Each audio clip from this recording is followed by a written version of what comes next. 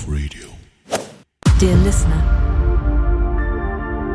this is Balls and Tease, your passport to the golfing universe, where every swing tells a story and every putt has its punchline. Strap in for a golfing journey like no other, where we bring you the latest buzz from the fairways, unravel the secrets behind the perfect swing, and sprinkle in a dash of humor to make your golfing experience a hole-in-one. From player spotlights that take you behind the scenes to expert insights that'll up your game, Balls and Tees is your go-to destination for all things golf. So grab your favorite 9-iron, cozy up in your golf cart, and get ready to tee off with us. This is more than just a radio show. It's an immersive experience into the heart of the sport. Are you ready to elevate your golf game and have a few laughs along the way? Then stay tuned, because Balls and Tees is about to tee up. Get ready to swing into action. Bowls and Tees starts now. The Magician.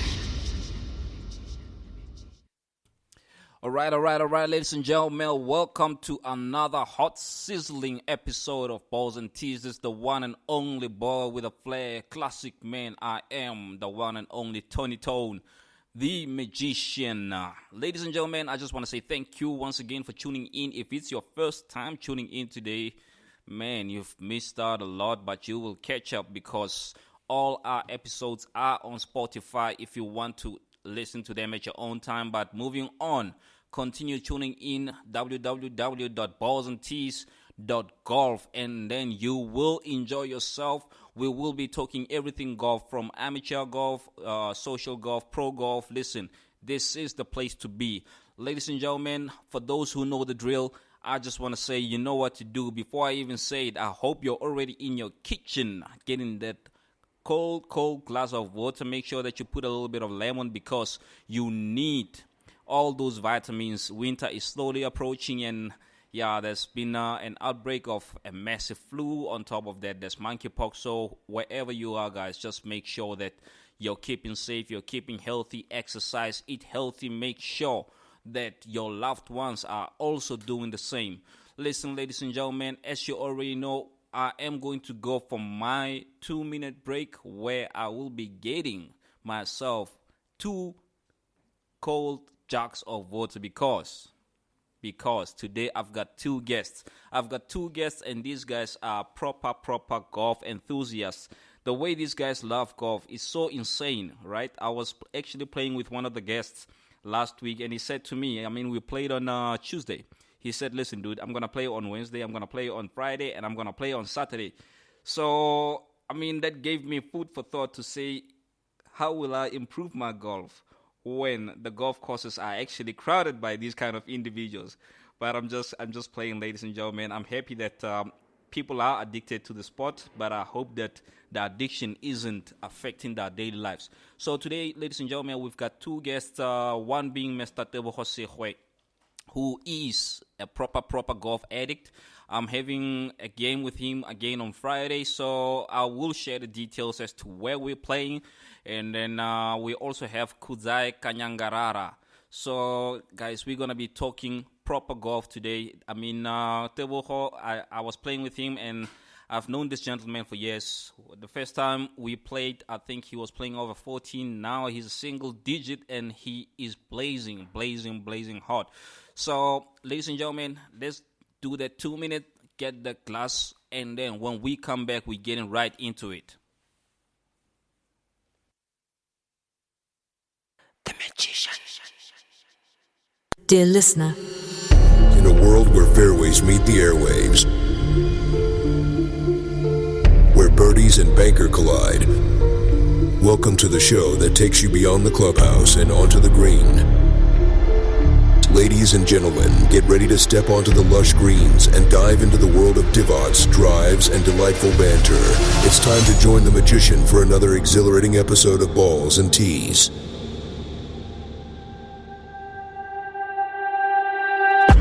Welcome The to Magician. Golf Radio. Are you ready to elevate your brand with captivating content? Look no further than All Black Studios, your go-to destination for professional content creation. Picture this, a dedicated team of experienced professionals armed with state-of-the-art equipment ready to bring your vision to life. From hybrid live streaming to videography, photography, drone aerial coverage, post-production editing, social media management, and motion graphics, we've got you covered. Imagine the impact of your events with our comprehensive event production solutions. Hybrid live streaming ensures you reach both in-person and virtual audiences seamlessly. But we're not just about capturing the moment, we perfect it. Our post-production and editing services guarantee a polished and professional final product that leaves a lasting impression. And that's not all. All Black Studios also offers social media management to boost your online presence and motion graphics to add that extra flair to your videos. It's time to take your content to new heights. Choose All Black Studios, where innovation meets imagination. Visit us at allblackstudios.africa. All Black Studios. Your vision, our expertise. The Magician. Dear listener, please note that a pre-recorded session will be uploaded on Spotify at the end of the live session. No live calls and interactions will be available on Spotify.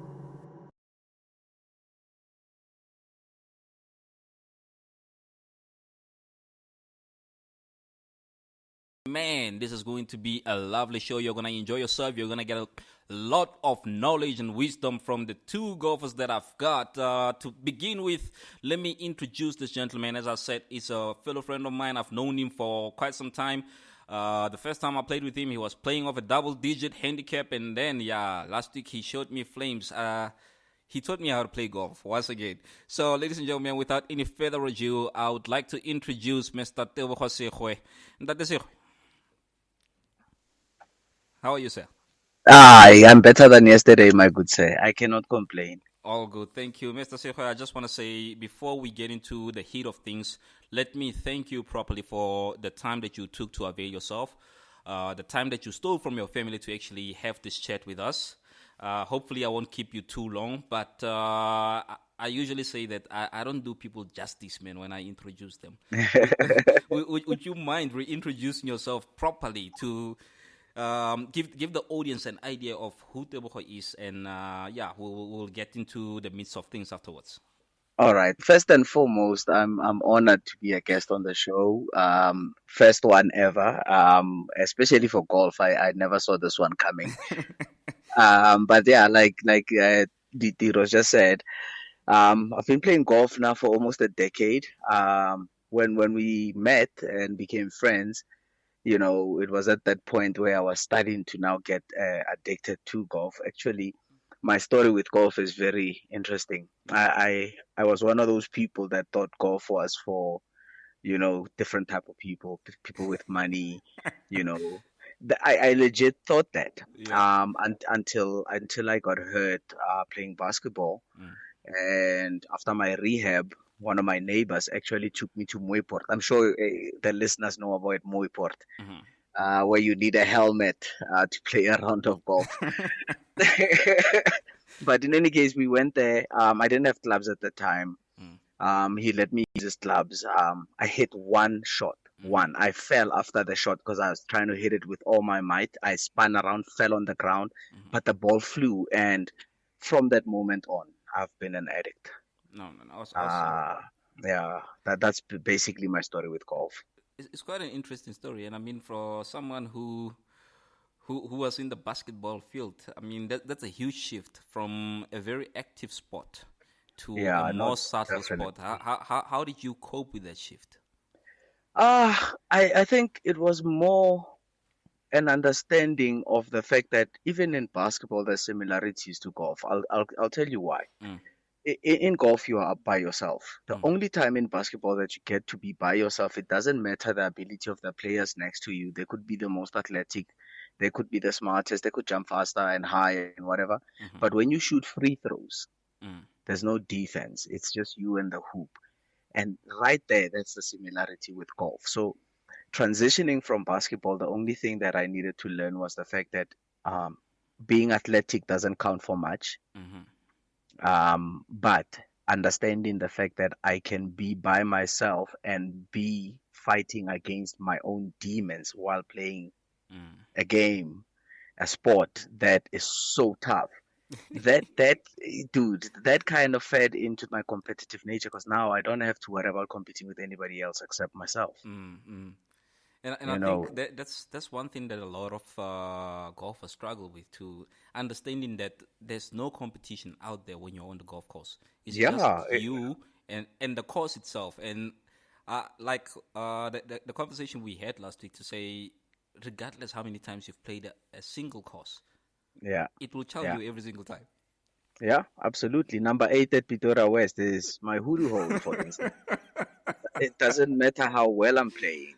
That hole will chow me on Sunday golf. It'll chow me on a Gauteng North event. It'll chow me on a Tuesday round with an old friend that we're catching up with. You know, it's one of those because the battle is not with the elements only. It's with yourself and your thoughts and the mental pictures that you've created of who you are on the course and outside of it. Yeah. Now, Tebogo, you mentioned something interesting to say. Since the time that you were introduced to golf, you became an addict. And this is a conversation that I had with one gentleman from the United States of America. I think that was 2 months back. And we were just speaking about the addiction of golf to say, when does one actually realize that they are addicted to the sport? And how do you deal with that? How does a crack addict know he's addicted to crack? When you feel the hit, man, the first time, and each and every other time that you get it right. Remember, I just said golf is the single most hardest thing you'll ever try. I don't care who you are. I don't care how athletic you are, how much you've trained for years and you have good hand-eye coordination. Everybody sucks at first with golf. Period. But when you get it right, Yeah. that once in 100 time shot, that gap wedge to 100 meters, with wind blowing slightly across your shoulder, all of that. When you get it right, man, and you stick it in, and then you nail the putt, that's what brings you back. It doesn't matter. That could be for like a 98. It doesn't matter. Yeah. But the fact that you got it right is what brings you back. That's where the addiction is. I mean, speaking of this thing, this so-called addiction of golf, right? You're mentioning that regardless how your round was, so there's that one particular shot or one instance where you get things right. That's what will bring you back the next time. Every time. But from a social point of view, I mean, we've got friends, we've got family. How does this addiction actually affect you and those around you? Ooh, I am a lucky oak, but my wife is the most understanding person I know on the planet. But on the other hand, I am an antisocial guy by nature. I'm not really out there anymore like back in the day. If I'm not on the course, I'm at home. So my wife kind of understands that for me to be sane and not to, kill the neighborhood dogs, I need to play golf regularly. And she's seen the change that the sport has had in me as an individual off the course as well. That's something that we don't speak about as well. Golf does something to you on an individual level that's just great to watch. Yeah. It changes you as a person. You start holding yourself to a higher standard, whether you're on and off the course, because it just demands that type of mental attitude. I like the fact that you're mentioning. Sorry, you're mentioning the change that golf actually brings to you as an individual, and I think you're spot on to say that it actually makes you elevate yourself because I would presume that 90% of the time when you're on the golf course, your mind is very active, right? Yeah, and bruv. you get a realization of who you truly are from an emotional point of view, how you react to certain situations. Dealing with adversity, a whole lot of things. Like the Tuesday conversation. Let's just go back to that. Yeah. We were talking about acceptance, and how golf mirrors life. Think about it this way. I'm gonna reiterate this because this is big for me, and this is the type of change I'm talking about that people need to understand that golf can bring. Mm-hmm.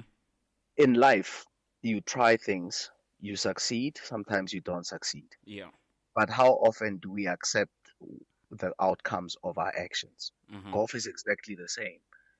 The only thing that you're in control of is the process. Yeah. And once you hit that ball and it's off the club face, it's outside your control now. Mm-hmm. But you have to accept the outcome because you've done what you can. Mm-hmm. A lot of the times we go through life accepting outcomes even though we didn't do what we could 100%. to the best of our abilities. Mm-hmm. And golf teaches you that if you're not focused, if you're not trying to do the best that your body can do, that your mind can do, all of that, you're not going to get the outcomes. Well, that's actually quite an interesting perspective because, I mean, we've played the sport so long, and we've witnessed a lot of things happening on the course where people would actually scream, swear, break clubs. Break clubs. Some even go to the extent of throwing the entire golf bag in water, and you ask yourself, what's going on? I've got a quirky thing going on here. I've got 3-4 broken wedges that I've been keeping because I picked them up at various courses. At various times in my golfing life. Like I've got a Vokey wedge from Elements that a certain individual that I will not name broke after chunking outside out of the bunker, trying to get out of the bunker on the last hole. He chunked the shot and someone broke it in half and left it in the sand. I took it and collected it. So I've got quite a collection of road rage, golf rage clubs. Yeah. But it reminds me that I am also there to have fun. That's true.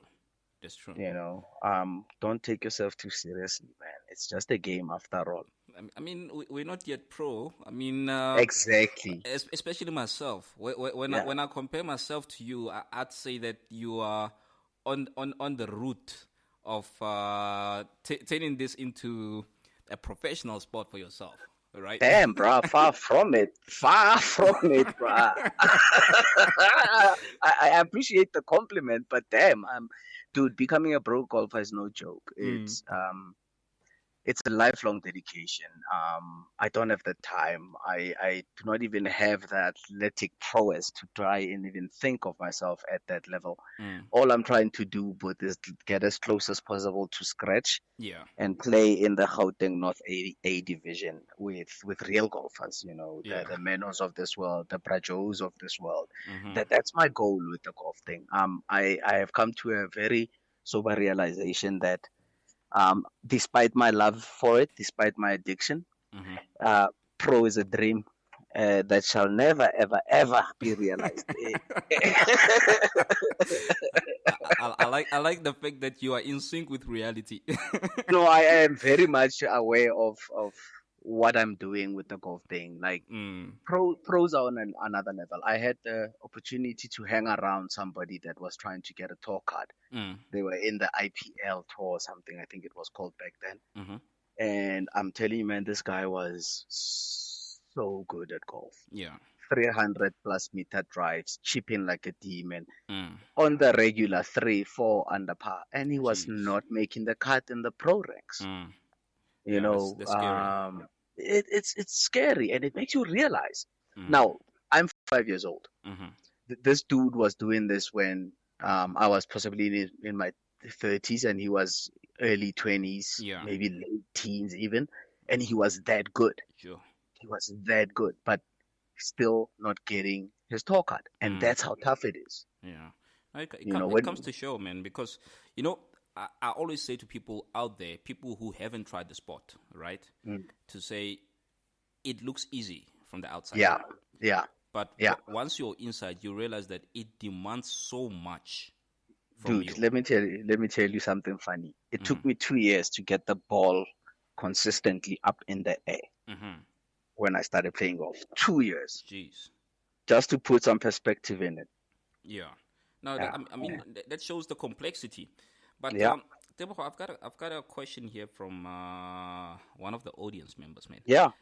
It says, what role does technique and form play in your pursuit of the perfect shot? Everything. Mm-hmm. Everything. If you're not doing the right thing with your golf swing, you're not gonna be able to get the best out of the clubs. If you're trying to hit the ball up instead of letting the loft do the work, and not doing the right thing with your golf swing, not shifting your weight, not hinging your wrist, you're not shallowing the club, all of those little components, Yeah. you know, all come together to make a good shot. And if you're not doing the right things, it's gonna take you longer to get decent at golf. We all trying to get decent. Everybody has an image of what score will I shoot that make me feel about myself as a good golfer. Some have it as 71, some have it as 95, 80s, whatever the case may be. But you're not going to be able to get there if you don't have the weight on the front foot when you're chipping. That's true. Simple as that. Mm-hmm. Technique is everything. Yeah, and there's also a second part to that question to say, how do you continuously refine and improve your skills? I don't wanna say what the drills that you do. I want you to say it yourself, because, hey man, the information that you shared with me, it showed me how emotionally invested you are in this, and how much you take it serious for yourself. No, everything you do, you can't half step. That's where it begins. Excuse me. No problem. That flu you were talking about. Everything that you do in life, you can't half step. So when I got into golf, I made it an effort to know as much as possible about golf, because first and foremost, I didn't think I was the type of guy to go and get lessons, because plain and simple couldn't afford it. So I started out by watching DVDs from guys like David Ledbetter. That's how I developed my swing. My swing is a product of David Ledbetter. So I have trainers, teachers that I follow whose philosophies I prefer. And those are the people that I focus on. I don't like having too much info. I've actually had lessons that I've been given, as gifts and what. I never liked it, because I felt like the guy was always trying to get me to swing like him, but they're not looking at my physical limitations. I have a torn Achilles on my left leg, for instance. My arms are a lot longer than people of my height. I'm 169, but I've got arm span of somebody who's 2.12 meters tall, measured, from my basketball days. So how you teach people to swing might need to be different for how you teach me, but a lot of the coaches around don't take that into consideration. You want to take a video of your swing. Okay, this is how I want you to swing. No, dude, here's what I've worked with. How can we make this repeatable? How can we make this work for my body type? How can it, for my level of art? You look at John Ram. Look at John Ram, for instance. 90% of the world can't bend their wrist like that, dude. Yeah. But how many trainers will be like, nah, you need to shorten your backswing. No, man, I mean... And you see what I'm saying? So for me, I've got people that I've always enjoyed watching Sevi Ballesteros' short game video. It's one of the oldest ones out there at the market. I still have it, downloaded it off of YouTube. I have it. I watch it religiously. Why? Because the fundamentals and the basics in there haven't changed through the ages. 100%.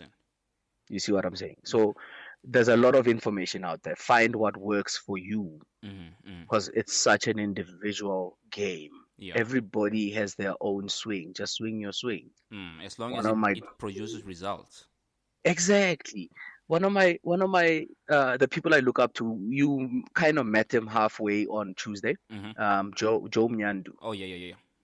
One of the best golfers I know, but one of the best golfers. When you play with Joe, you realize how hard it is to become a pro, because Joe is on that level where he could become pro.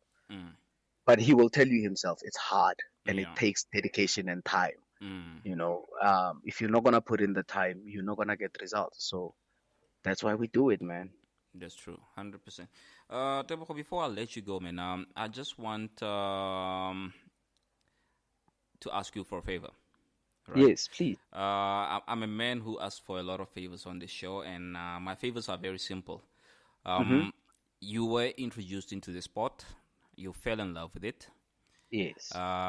There's thousands of people out there who would like to get into the sport, but they don't know where to start, whom to speak to, or where to go, right? So I would like to ask you to please share a bit of knowledge or wisdom as to how they can get into this lovely sport. But go to Macro, get yourself a cheap set of Dunlop, beginner clubs. Or Spalding. Don't go to the pro shop and buy the most expensive set, and because you're gonna hate golf very quickly when you think about that financial investment, and every time you chip the P770 tailor-made iron.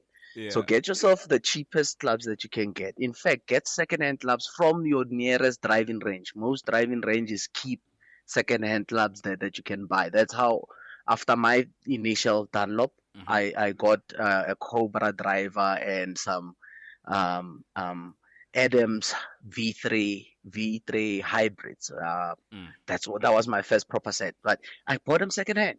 Why? Because in the first year or two, you're gonna be banging and dinging and hitting the ground and bending the shafts and breaking things. You don't wanna have a huge financial investment in golf in the beginning. Only start spending a little bit of cash once you can actually freaking play. Otherwise, autotitin. No, that's very true. Listen, man, I just want to say thank you once again, and I look forward to our game on Friday. Please, be lenient this time around. But I'm just kidding, man. We always go hard. Go hard on yourself, or don't do it at all. Yeah. But you're suggesting we play Acacia. There, Mus, I'm gonna kill you. That's my home course. No. Let's look for a different course. No, thanks for inviting me, man. I really had fun. No, I really appreciate it, sir. And you must have yourself a lovely evening, sir. Yeah, man. Thanks, man. Cheers. Stay blessed. All right, bye. Bye. All right, ladies and gentlemen, so there you have it. That was Mr. Tebogo Segoe. Listen, guys, an avid golfer. As I said, this man plays 3-4 times a week. And he actually mentioned that it's his safe space. It's his space of peace. It actually keeps him sane. So, I mean, guys, golf as an addiction is not bad after all. I mean, it depends on what you do. But I can tell you that this man is a proper golfer, and I'll let you know next week what happens on this coming Friday. I need to go and gym and exercise and do everything that I need to do tomorrow to make sure that I win on Friday. But ladies and gentlemen, let's take a couple of minutes break, and then we're coming back with our second guest, which is Mr. Kuzaika Nyangarara. So just give us a few minutes, and then we're back.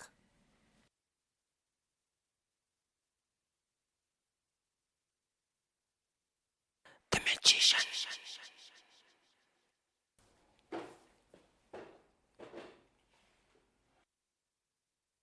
Welcome to Golf Radio. This is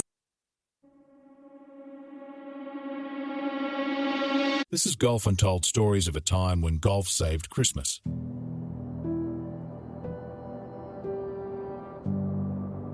Once upon a time, in the midst of the bleak landscape of World War I's trenches, there flickered a glimmer of hope and humanity on a frosty Christmas Eve. On one side stood the British soldiers, weary but resolute, while on the other side, the German troops stared across the barren expanse, their hearts heavy with the weight of war. Yet, as night fell and the bitter chills settled in, something remarkable happened. Amidst the silence of the battlefield, a lone voice pierced the darkness, singing a haunting melody of peace and goodwill. Slowly, cautiously, others joined in, the words of Silent Night drifting across the divide like a fragile whisper of unity. Then, as if by some miraculous decree, the guns fell silent.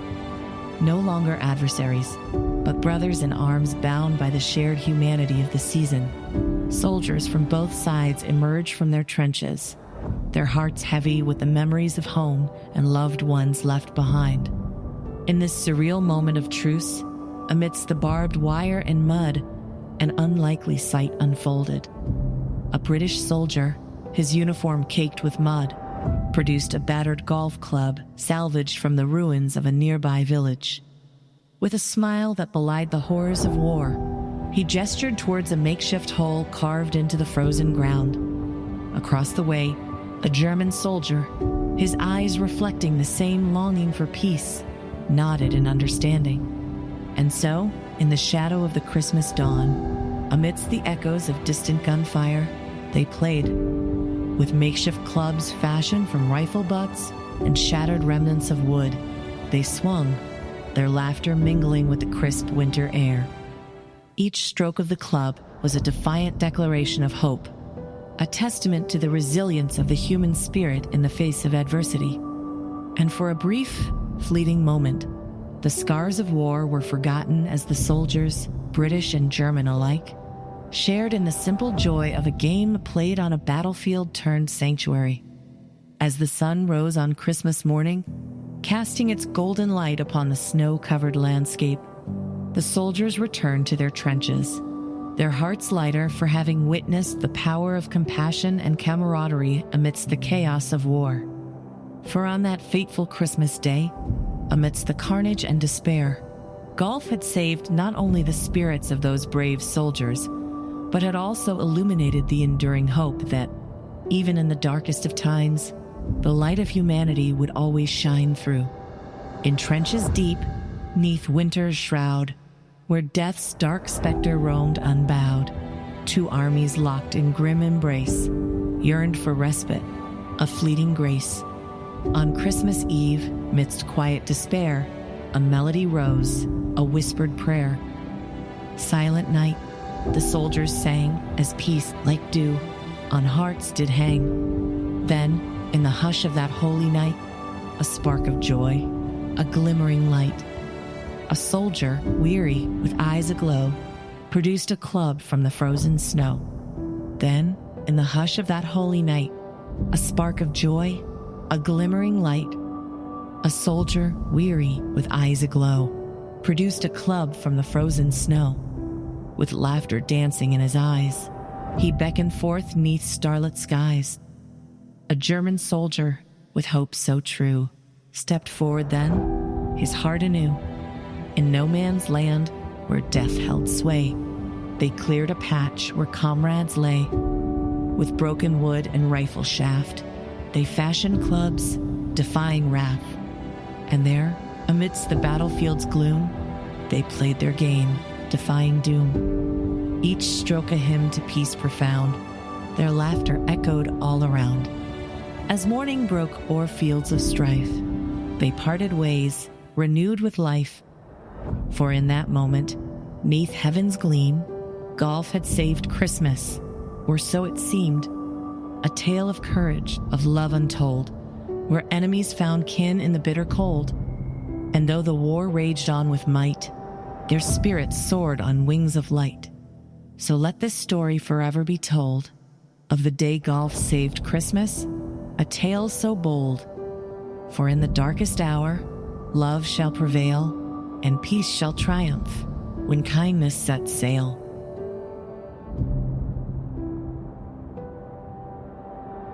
The Magician.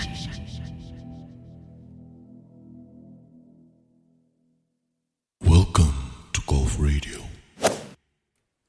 All right, ladies and gentlemen, we are back, and as I said, man, this is a lovely, lovely, lovely session. I hope that you refilled those jugs of water, because our second guest is already ready for us. But before we get on the line with our second guest, I just want to say, guys, after listening to that piece, I mean, yo, guys, golf has saved lives, and I'm not talking 2 lives, 3 lives. I'm talking millions of lives. There was a war, and then people decided to play golf, which is interesting. How many sports actually have saved people, especially in the heat of things. But that's something that you can think about. So let me not waste much of your time. Let me get my second guest on the line, Mr. Kudzai Kanyangarara. Hi, Kudzai.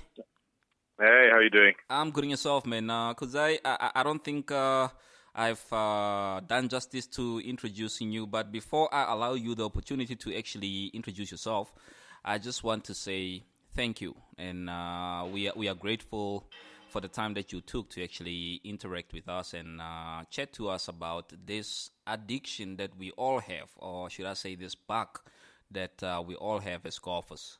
So yeah, absolutely. Thanks for having me, man. 100%. So the floor is yours if you can just introduce yourself properly. Sure. Yeah, my name is Kudzai. I am a golf addict at best and at worst. I've been playing golf for the past 34 years. It doesn't mean I'm 90, but I've been playing since I was about 4 or 5 years old. Mm-hmm. Yeah, I play out of Johannesburg. I'm a member of Lads on Tour, golf school. Yeah, and golf is life. Golf is everything. I don't know if you were listening, but we just played a clip about how golf saved Christmas, where there was a war and then the soldiers decided to play golf. Do you really believe that? Yeah, absolutely. I mean, golf is an incredible vehicle for bringing people together. In a community where shared values of good sportsmanship, survive. So I've got no doubt in my mind that golf can end wars and save the world's problems one swing at a time. I mean, imagine how peaceful it would all be if we all just played golf. Like there'd be no problems. There'd be no load shedding. There'd be no water problems. We would all be happy. We'd all be happy. Oh, wow. and then, I mean, there's something interesting that you said. You've been playing for 34 years. You started when you were like 4 or 5 years old. Now, that's correct. I just want to understand. Sure. At such a young age, my brother, what triggered you or what intrigued you about the sport? So I think as most golfers who start playing junior golf, you're introduced to the sport by a father, an uncle, nowadays even a mother. My father played golf as a corporate sport, and I remember for me the bug just bit early. So when he would travel, he'd bring me back, some junior set of clubs, and these were toy flimsy things that I'd hit the ball once and it would break. But the bug definitely had bitten. Then I remember when I got my first junior set of clubs, there were Gary Player Anvil clubs, and there were 6 clubs in the bag, a forward, a couple of irons, a wedge, and a putter. Yeah. And all I wanted was to, after school, go to the driving range and then hit balls late into the night, which is actually where I am at the moment, funny enough. Funny enough. And it was great. And I was just saying to a friend of mine that I was with here at the driving range that for me, it became that solitude, that solace, or that relief that you needed after a long day or stress. Hit 2 buckets of balls and you're working on your game. And it's the addiction part of it comes in trying to get something so fundamentally right. It is impossible to get right. Right? And I don't think people who are not golfers can understand it. Like, no matter how good you get at golf will always show you what life is about. You'll always want more out of it, eh?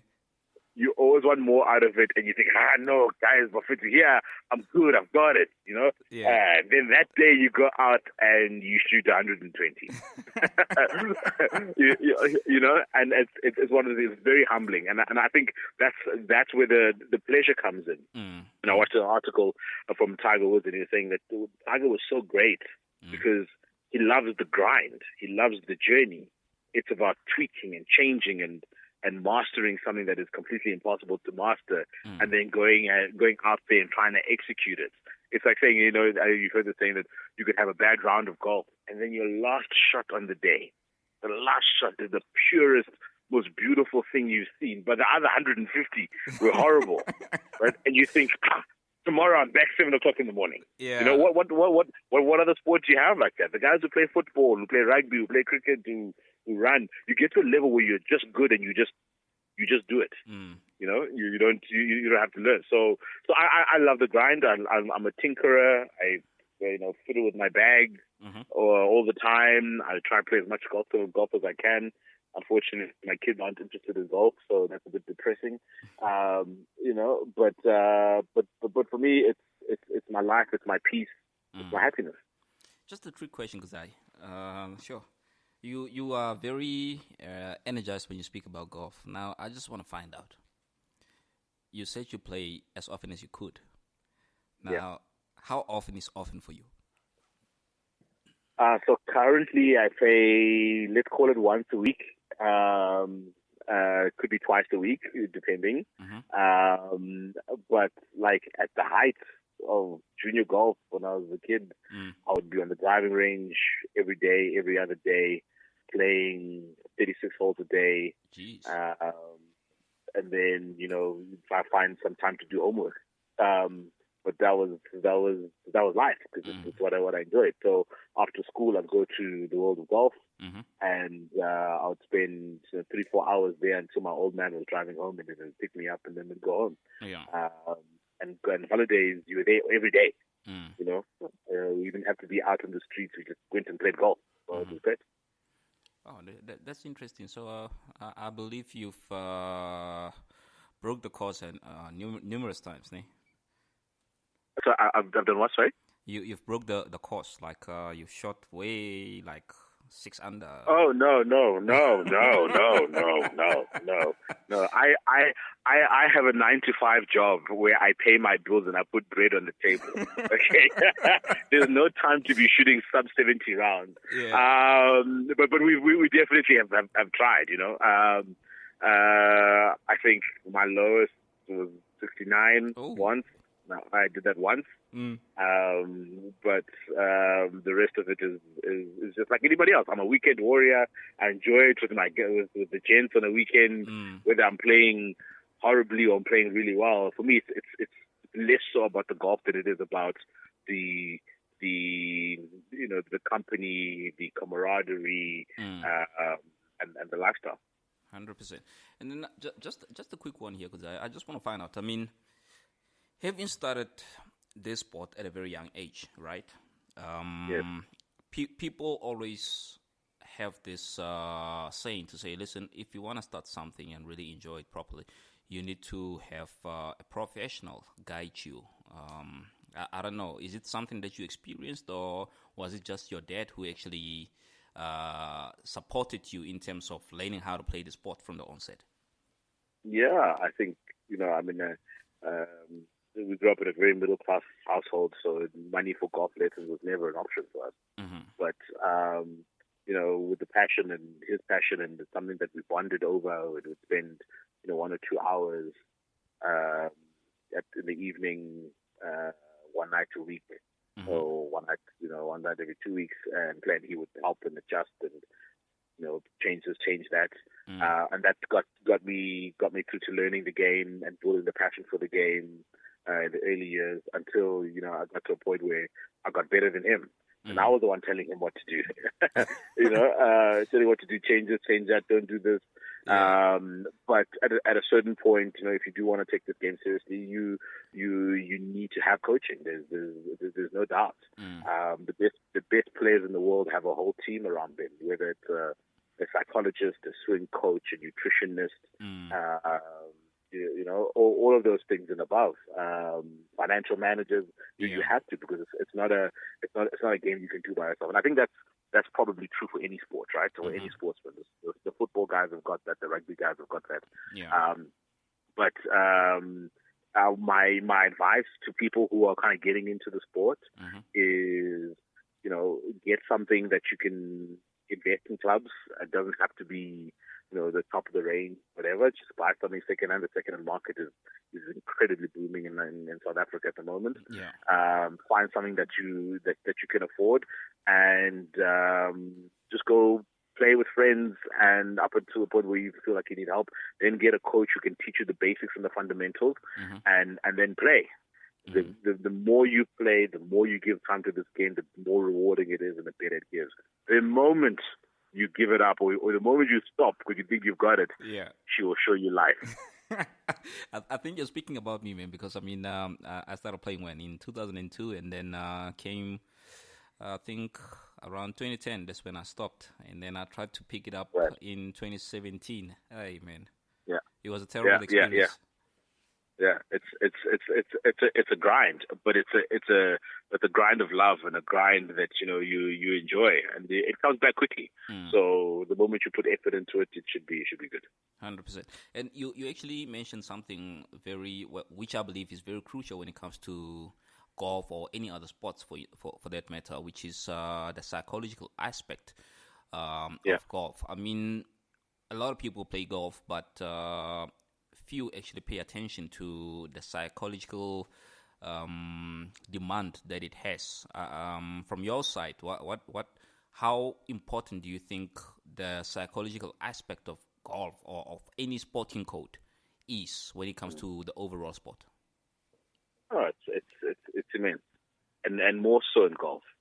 I think that if you are a golf fan and just a person who enjoys the game and watches the game on TV from time to time, you think, oh God, these guys are great, and one day maybe I can be there. And for sure, you can put in the hours and the work in it. But I think people forget that when you're watching golf, you're watching the top 125 players in the world. Okay, there is another 15,000 players who are just as good, who don't make it in the sport. That's true. Right? Who don't have the money, who don't make, or might make a particular tour, who can't hold their tour cards because golf is hard. Golf is hard. That's how I was like, I know, because now I'll work and I'll play golf for fun. But the psychological aspect of it is important. And I think from an amateur point of view, when we play with other schools and people that we don't know, people take this game way too seriously. Yeah, like it way too seriously. Golf is meant to be fun, and if you're not having fun doing it, I'll be the first to say, don't do it. Yeah. Don't do it. Don't do it, because just you're making it worse for you, and you're making it worse for us who are playing with you. Don't do it. Golf is meant to be fun, and it's 5 hours out there. Let's talk. Let's enjoy it. Yes, we can be competitive. There's no issue with being competitive. Be competitive. It's a competitive sport. Yeah. But it's not something that should be harder than what it is. And I think a lot of golfers out there, if they just enjoyed it for what it is a lot more, they would improve their game. Two, they would improve their experience around the game, and then hopefully share the love for the game with other people. Yeah. Far too many times do we see people get out there and get upset on courses and arguments and I should have got it in. My best, I should have got it in. What do you mean you should have got it in? You were 30 feet from the hole. Yeah. The best player in the world will get that ball in 1% of the time. Now, when you play every 6 weeks and you think you should have got it in. You can't. So I mean, to answer your question, to wrap it up, I think the psychology of the game is vitally important. Guys, just chill and relax and enjoy it and be outside. We live in a country where golf is affordable, it's accessible, and you can do it. You can be anybody and do it. Yeah. If I play golf at some of the courses that we play in Gauteng, Cape Town, Durban, that level of course around the world, it's impossible. You just can't afford it. Even for the people who have means, it's just unattainable. So we're blessed to have golf in the nature that it has in this beautiful country of ours, and let's take it to the next level, man. Let's get guys to come and play with us and enjoy for what it is, and enjoy the journey. And then I've got a question. This one comes from me personally, right? Sure. I mean, I totally believe that each one of us has had a very embarrassing moment on the golf course. Yeah. Would you mind sharing yours? Absolutely. It happened. I'll even tell you exactly when it happened.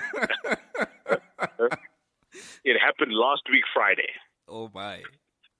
Okay, so close. It was so close because I still don't understand how this happened, but I'm glad to share it. Yeah. So I played golf with a few friends at Houghton on Friday, and the greens were very quick and very slippery. Yeah. And for a person of my handicap, I went and shot 100. I literally shot 100 on the dot. That's not too bad, man. That's not too bad. No, but if you're playing off a 6 handicap, that's different. And I even went through my H&A scores to see when was the last time I shot the 100. I think it must have been maybe 20 years, jeez, if not more. Yeah. I was a kid. I mean, I haven't shot 100 in decades. Yeah. And literally last week Friday, golf said, Kudzai, listen, let me tell you, my friend, I own you. You don't own me. 100%. And when you're speaking of shooting 100, right? I think was it last month or 2 months back? I was checking out one of Tiger Woods' practice rounds, and he actually shot 85. Exactly. So I went to bed feeling better because I know, Tiger and Rory can also shoot 85 off a +6 handicap. That's fine. Yeah. I shot 100. I couldn't believe it when I counted it. I was like, 50-50. This is incredible. I'm going home. Hopefully you weren't playing for money, né? No, I paid for money. Of course, we never not paid for money. I lost. I paid the school fees. I paid my paying partners. But I will get my own back. Golf is cyclical. My time will come. If they're listening, Saturday, gents, bring that cash because I want it back. You're back.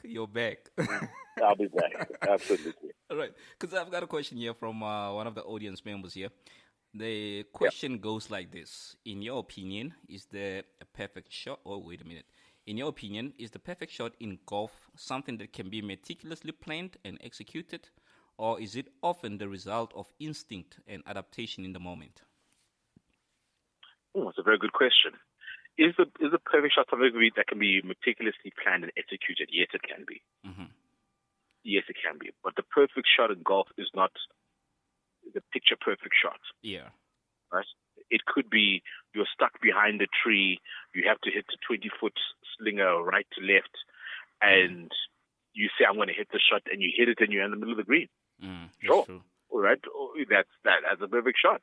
Or the perfect shot is, you make up and down out of the bunker. So is it doable? Yes, it is. I think that the difference is that we, as amateur golfers, we think that every shot we hit must be perfect. Which is That's a problem. impossible. That's impossible. No, it's not a problem. It's impossible. Right? It's impossible. Even the best players in the world do not hit the perfect shot all the time. And we're spoiled by the way that we consume golf media, right? So if you're watching a tournament, like I said, you're watching the top four. Generally, the airtime goes to the top 125 players in the world, right? Or the tournament leaders, and they're cutting in between all the good shots that the players are hitting. I said to a friend of mine, I said, watch. Like PGA Championship is this weekend. Yeah. There's going to be the AM coverage a bit earlier than the usual 9 o'clock spot, the feature stuff. Watch a feature group for the 2 hours that they play, and you'll see that they make the same mistakes as good amateur golfers do. That's true. They miss shots, they miss putts, they chunk it, they fact it, they hit it thin, they hit it in the tree, they hit it in the water. Like you never see that in a normal coverage. So if they are fallible at that high level, and you guys do this every day, what more so for us who are weekend warriors? No, 100%. So if we can get into the mindset of players, and I've been working a lot on my own golf psychology, it's like play for the miss, right? Play. I'm going to hit it. I'm going to hit it 130 meters to the green, and I'm going to miss it to the right because that's where I'm always going to miss it. I'm going to play like I'm going to miss it, and generally you'll find that you'll hit it closer or hit it better, right? And the expectation is not as prevalent, and therefore you'll enjoy it more. You don't feel the disappointment that much. 100%. Know that you're going to make a mistake, and you are going to make a mistake. But like I said, the analogy I gave you, the 30-foot putt, I should have made it. No, you were never going to make it. rather have the comment that says, I thought I was going to miss it, but I got it in. Oh, that's wonderful. Yeah, but I want to ask you something. I want to ask you something very, very quick before I let you go, right? For someone who's played for as long as you've played, and for someone who's a single handicap like yourself, how does it feel to actually miss a 1 meter putt? A 1 meter putt, like a 3 foot putt. Yeah, it feels terrible. I don't miss 3 foot putts. I generally don't miss 3 foot putts. Like, it's the strongest part of my game. But it's there's something in this game that we call pressure. Yeah. You know. Pressure can do crazy things to you. It happens, and it's doable. But when you miss it, and then it gives you that semblance of doubt. And you think, oh, I've got another 3 foot. Am I going to miss this one? And now you're playing partners and seeing it. They're now not going to give you the putt. Yeah. Now they want you to putt it. So you start to shake, and you start to get cold, and your hands get sweaty. But once you hit 1 or 2 of them back in the hole, you should be okay. So to answer your question in short, it feels absolutely terrible and then slightly embarrassing. Especially on the 18th hole, right? That's especially on the 18th hole in front of the clubhouse with everybody watching, and then you're putting for birdie and you make double bogey. It happens, I guess. It happens. It's golf. That's why we love it. Awesome sport. Listen, man, because I just want to say thank you once again, and wow. You've made my day, man. I don't want to lie. You've lifted up my mood. I like your passion, your drive for golf. And I like the fact that you're still focused in life apart from playing golf. I like how you said you need to work. You need to put food on the table. But golf is still in your heart. I love that. I'll take that and I'll apply it as well. Because for me, man, sometimes I take it very personal. Especially if it's a course that I've played multiple times and then it does miracles to me. Hey, sure. I feel raped. At the end of the day, you're still gonna go home. You're gonna make dinner. You're gonna eat. You're gonna be healthy, and you're gonna wake up the next morning, and life will continue. Golf will always be there. It is not the beginning and the end of life. 100%. But it's a beautiful part of life. Let's enjoy it. No, because I really, really thank you for the time that you took, and I look forward to chatting to you more. You must have yourself a lovely evening, and this Saturday when you play, man, I hope the guys are bringing all that money, and I hope you are ready to take the money. Please don't miss the 1 meter putts. 1 meter putts. I definitely do. Definitely do. Thank you so much. Have a great one, my brother. All the best to you. Cheers. All right, bye. All right, ladies and gentlemen, as you know, we are approaching the end of our show, and I just want to say thank you so much, firstly, to you, the audience, and then secondly, to our guests. I think today we had incredible guests, and I'm not saying all the other times we don't have incredible guests. I think the personal experiences have actually taught us more about how to approach the game, because often enough we take it very personal. We invest a lot of our emotions in the sport, of which we will never win. The sport will always win. But last week, before I closed off the show, I said to you there's good things coming, and I think now is the time for me to announce. Should I announce? Should I announce leadership? Announce, my man. Should I? Are you all ready for this one? They must be ready. All right. Can I get a drum roll, please?